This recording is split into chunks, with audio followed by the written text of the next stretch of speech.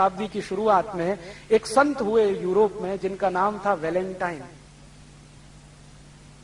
ये हुए रोम में, और उस समय रोम का राजा था क्लॉडियस, बड़ा क्रूर आतंकी। उसकी क्रूरता और आतंक के किस्से यूरोप के इतिहास में भरे पड़े। तो क्लॉडियस जो है कहता है कि भाई हम तो महान यूरोपियन परंपरा के वाहक हैं, जिसमें स्त्री को तो रखेल बना के ही रखा जा सकता है, पत्नी का दर्जा उसको देना मूर्खता है। उसी क्लॉडियस के राज्य में ये वैलेंटाइन हो गए, जो गांव गांव घूम घूम के कहते थे कि भाई शादी करो, शादी करके रहो और एक पत्नी के साथ रहो। साहित्य का थोड़ा अध्ययन किया और भारतीय साहित्य से उन्हें पता चला कि एक पत्नी के साथ रहना, एक स्त्री के साथ रहना कितना सुखद होता है। उसमें कॉम्प्लिकेशंस कम होते हैं, उसमें बीमारियां कम होती हैं, वेनरल डिसीजेस बहुत कम होते हैं। ये सब उन्होंने पढ़ लिया। और ये भारत का साहित्य उनको मिला कैसे?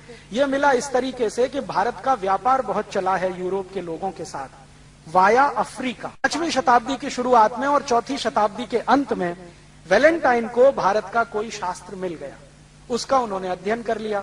अध्ययन करके पता चला कि भारत की परिवार व्यवस्था कुछ इस तरह की है, तो उन्होंने भरपूर प्रचार किया पूरे रोम में घूम घूम कर कि शादी करो, शादी के बाद रहो। तो वैलेंटाइन मशहूर हो गए रोम में शादी कराने के लिए। तो वो क्या करते थे? व्याख्यान देते थे गांव गांव जाके, और लोगों को समझाते थे शादी करने के क्या फायदे हैं, और शादी करने के बाद शारीरिक संबंध रखने के क्या फायदे हैं, वो सब समझाया करते थे। क्लॉडियस जो था उनसे चिढ़ता था हमेशा। क्लॉडियस ये कहता था कि हमारी जो महान परंपरा है यूरोप की शादी नहीं करने की, उसका ये नाश करने में लगे हुए। बहुत ज्यादा गुस्सा जब आया क्लॉडियस को, तो क्लॉडियस ने क्या किया? वैलेंटाइन को फांसी पर चढ़ाने का आदेश दे दिया। राजा जो होता था वो कोई भी आदेश दे सकता था, राजा के मुंह से निकले हुए शब्द ही कानून माने जाते थे। तो क्लॉडियस ने वैलेंटाइन को फांसी पर चढ़ाने का आदेश दे दिया, और 14 फरवरी सन 498 को वैलेंटाइन को फांसी पर चढ़ा दिया गया। अब हुआ क्या कि जिन लोगों की शादियां कराई थी वैलेंटाइन ने, वो सब दुखी हो गए और वो सब इकट्ठे हुए। और यूरोप में आपको शायद मालूम है या नहीं, सन 1950 तक फांसी देने की परंपरा खुले मैदान में होती थी। दंड जो है ना फांसी जैसा, वो सबके सामने दिया जाता था। तो क्लॉडियस ने जानबूझकर क्या किया कि जिनकी शादियां करा दी थी वैलेंटाइन ने, वैलेंटाइन वैसे चर्च में पादरी थे, तो वो क्या करते थे? चर्च में लाके शादियां कराते थे बच्चों की।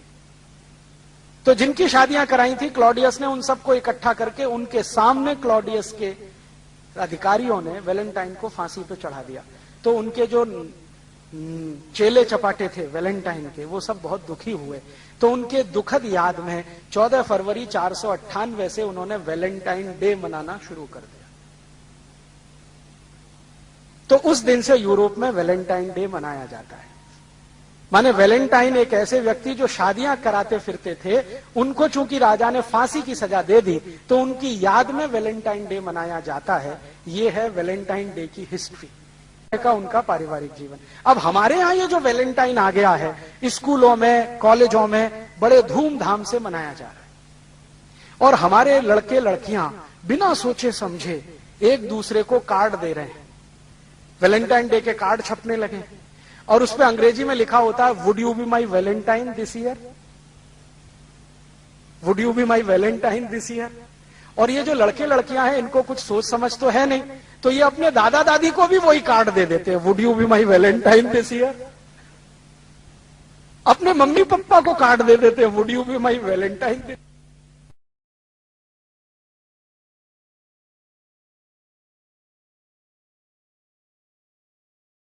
परिवार में बच्चों को पालने की परंपरा हजारों साल से नहीं है, एक बात। और दूसरी बात एक और जिससे भी ज्यादा गंभीर है कि यूरोप के परिवारों में बच्चे किस बाप के हैं यह पता करना एकदम मुश्किल है, बहुत मुश्किल है। कारण क्या है? वहां जो शारीरिक संबंध हैं वो इतने खुले हैं, इतने फ्री हैं कि कोई भी किसी के साथ जाए। और जिन समाजों में शारीरिक संबंध बहुत खुले होते हैं, जहां पर शारीरिक संबंधों में लिबरलाइजेशन होता है, वहां पर बाप का पता करना बड़ा मुश्किल होता है, क्योंकि वो मां जानती नहीं है क्योंकि पता नहीं कितनों से संसर्ग वो करती है। और ये ऐसा क्यों होता है? वो ये कहते हैं सेक्स ही जिंदगी का चरम आनंद है, इसके अलावा कुछ नहीं।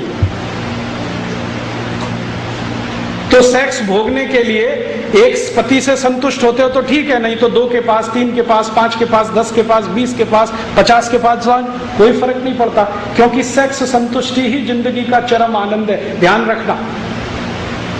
और ये प्लेटो कहता है, अरस्तु कहता है, लिबनिट्ज कहता है, दिकार्ते कहता है, रूसो कहता है, सारे फिलोसोफर कहते हैं कि हमारी जिंदगी का चरम आनंद ही ये है, सेक्स में डूबना। तो एक से नहीं मिलेगा तो दूसरा, दूसरे से नहीं मिले तीसरा, तीसरे से नहीं मिले चौथा।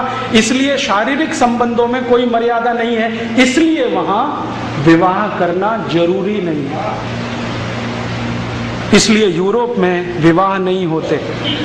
आपको मालूम है आज भी यूरोप में 70% बिना विवाह के लोग रहते हैं। एक अंग्रेजी में आजकल शब्द आया है लिव इन रिलेशनशिप, बहुत चल रहा है। इसका मतलब है बिना विवाह के साथ साथ रहना। 2 दिन एक के साथ रहना, 3 दिन दूसरे के साथ, 5 दिन तीसरे के साथ, महीने चौथे के साथ, 2 महीने 5वें के साथ, साल भर में 10-20 बदल दो। ये आज की परंपरा नहीं है, हजारों साल की। तो विवाह होता नहीं है, बिना विवाह के ही सब होता है। तो विवाह की परंपरा भी नहीं है, मान्यता भी नहीं है, इसलिए विवाह करना, कराना वहां कुछ महत्वपूर्ण बात नहीं मानी जाती। अब जहां सेक्स संबंध ही जिंदगी का सारा उत्कर्ष है, चरम है, तो वहां फिर मान्यता क्या है? वहां मान्यता यह है कि स्त्री और पुरुष ऐसे ही हैं जैसे इस्तेमाल करने वाली वस्तुएं। जब तक मजा देती हैं इस्तेमाल करो, जिस दिन नहीं देती है फेंक दो, नहीं ले आओ। तो महिला जब तक आनंद दे रही है तब तक रखो, जिस दिन बेकार हो गई घर के बाहर निकालो, दूसरी ले आओ, बाजार में मिलती है। अब परिणाम क्या होता है कि एक साथ बहुत सारी महिलाओं से शारीरिक संबंध रखना, तो पता कैसे चले बाप कौन सा है कौन सा है? तो इसलिए यूरोप में परिवार बनता नहीं है। परिवार तो कुछ निश्चित बिंदु से शुरू होता है ना।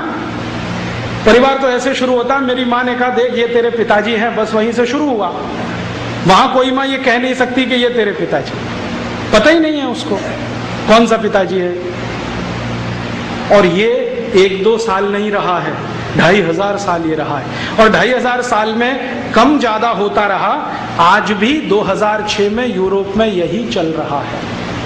मैक्सिमम लोग लिव इन रिलेशनशिप में हैं, धर्म पत्नी और पति बन के नहीं है। गर्लफ्रेंड बॉयफ्रेंड हैं, पति पत्नी नहीं, जो हमारी परिभाषा है ना पति पत्नी की नहीं। तो वहां फिर होता क्या है?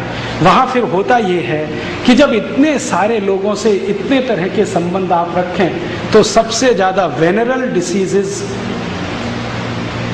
सेक्स जनित रोग सबसे ज्यादा इसी समाज में, सबसे।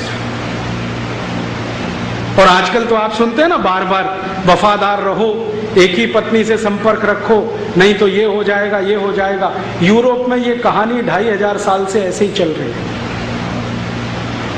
फिर बीच बीच में कुछ लोग ऐसे आए यूरोप में जिन्होंने इसको बदलने की कोशिश की।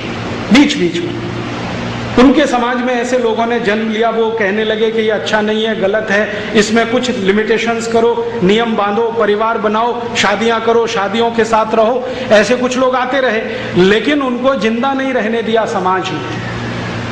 अब मैं कहानी सुनाता हूं। ऐसे ही एक यूरोपियन व्यक्ति थे जो आज से लगभग 1600 साल पहले यूरोप में पैदा हुए। उनका नाम था वैलेंटाइन। और ये कहानी है 478 एडी। एडी माने ईसा की मृत्यु के बाद, आफ्टर डेथ। आज से लगभग 1300-1350 साल पहले की कहानी। एक वैलेंटाइन नाम के महापुरुष ने जन्म लिया, जो ये कहता था कि हम जो शारीरिक संबंध रखते हैं कुत्तों की तरह से, जानवरों की तरह से, ये अच्छे नहीं है, इनमें से ये खराबी, तो इनको ठीक करो। एक पति एक पत्नी के साथ रहो, विवाह करके रहो, शारीरिक संबंधों को उसके बाद ही शुरू करो। ऐसी ऐसी वो बातें करते थे।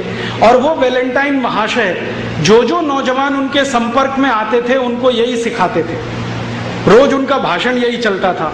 संयोग से वो चर्च के पादरी हो गए, तो चर्च में आने वाले हर आदमी को यही बोलते थे कि भाई शादी कर लो तभी संबंध रखो, बिना शादी के संबंध मत रखो। तो कोई कोई उनसे पूछता था कि आपको ये वायरस कहां से घुस गया, ये तो यूरोप में है नहीं कहीं। तो वो कहते थे कि आजकल मैं ईस्टर्न फिलॉसफी का अध्ययन कर रहा हूं, उसमें ये समझ में आ रहा है। ईस्ट समझते, ये ईस्ट माने भारत। आज से 1600 साल पहले, 1700 साल पहले का भारत, पूरा ईस्ट लगभग वही था। चीन में भारतीय सभ्यता, बुद्धिज्म, इंडोनेशिया मलेशिया में भारतीय सभ्यता, बुद्धिज्म, जितनी दूर तक नजर जाती है ईस्ट और फार ईस्ट में सब जगह भारत और भारत ही था। ये बाउंड्री तो अभी बनी। तो वो कह रहे हैं कि मैं आजकल ईस्टर्न फिलॉसफी का अध्ययन कर रहा हूं और मुझे लगता है कि वो परफेक्ट है, उसी के लिए मैं चाहता हूं कि आप ये मानो। तो कुछ लोग मानते थे, तो वो वैलेंटाइन पता है क्या करते थे, चर्च में बच्चों की शादियां कराते थे, चर्च में बच्चों की शादियां कराते थे। और एक दो नहीं, उन्होंने सैकड़ों शादियां कराई। जिस समय ये वैलेंटाइन हुए उस समय रोम में एक राजा था, उसका नाम था क्लॉडियस। बड़ा राजा था, सम्राट है, चक्रवर्ती सम्राट। क्लॉडियस ने कहा कि ये जो आदमी है वैलेंटाइन, हमारी यूरोप की परंपरा को बिगाड़ रहा है। हम बिना शादी करके रहने वाले लोग, मौज मजे में डूबने वाले लोग, और ये सबको शादियां करवाता फिर रहा है। तो क्लॉडियस ने एक दिन आदेश दिया कि वैलेंटाइन को पकड़ के लाओ। तो गया वैलेंटाइन को पूछा, तुम ये क्या गलत काम कर रहे हो, अधर्म फैला रहे हो, अपसंस्कृति ला रहे हो, हमको ये मंजूर नहीं है, वगैरह वगैरह। तो उसने कहा कि मुझे ऐसा लगता है कि यही ठीक है। तो क्लॉडियस ने उसकी एक न सुनी और उसको फांसी की सजा का आदेश दे दिया। तो 14 फरवरी सन 498 को वैलेंटाइन को फांसी हो गई। आरोप क्या था कि वो बच्चों की शादियां कराते हैं, इसलिए फांसी हो गई। माने शादी कराना जुर्म है, तो फांसी हो गई। जिस दिन उनको फांसी हुई तो जिन बच्चों ने वैलेंटाइन के कहने पर शादियां की थी, उन्होंने वो दिन वैलेंटाइन डे मनाना शुरू कर दिया। अब ये वैलेंटाइन डे की कहानी है। यूरोप में वैलेंटाइन डे होता है क्योंकि वहां शादी नहीं होती, और जो कर ले वो वैलेंटाइन डे मनाता है। अब भारत में बिना अकल, बिना सोचे, बिना समझे हमने वैलेंटाइन डे चालू कर दिया। स्कूलों में, कॉलेजों में पागलों की तरह से Valentine day, Valentine day, Valentine day. और इस धंधे में बड़ी बड़ी कंपनियां लग गई जिनको ग्रीटिंग कार्ड्स बेचने हैं। वैलेंटाइन डे का ग्रीटिंग कार्ड, वैलेंटाइन डे का गिफ्ट, और वैलेंटाइन डे का तो मिठाई, और वैलेंटाइन डे का तो ये, और वैलेंटाइन डे का वो। और टीवी चैनलों ने धुआंधार उसका प्रचार कर दिया। तो गली मोहल्ले छोटे छोटे बच्चे 10-10, 12-12 साल के वैलेंटाइन डे में फंसे हुए हैं। हाँ, और ऐसे मूर्ख हैं कि वो जो कार्ड भेजते हैं ना, उसमें लिखते हैं would you be my Valentine. हाँ, इसका सही मतलब है कि आप मेरे साथ शादी करोगे। और वो एक को नहीं 10-10 को भेज देते हैं, 20-20 को भेज देते हैं, 25-25 को, would you be my Valentine. अभी मैं तो एक दिन तंग हो गया, परेशान हो गया। बंबई में मैं एक सज्जन के घर खाना खाने गया, तो उनके घर में एक दादाजी हैं, दादाजी 65 साल के, उनको 25 ग्रीटिंग कार्ड आए हैं, लिखा हुआ would you be my Valentine. लिखने वाले कौन है? 15-20 साल के लड़के लड़कियां। वो दादाजी को वैलेंटाइन बना रहे हैं। मूर्खों को पता नहीं है कि वैलेंटाइन होता क्या। बिना सोचे, बिना समझे ये जो हम लेते हैं ना, ये ऐसा नाश करता है। तो यूरोप की तकलीफ है, वहां शादियां नहीं होती हैं। शादी कराने वाला कोई पैदा हो जाए तो उसको फांसी हो जाती है। इसलिए वो कभी कभी ऐसे लोगों को याद करने के लिए कुछ सेलिब्रेट करते हैं। हम उनकी नकल करें, ये बिल्कुल जरूरी है।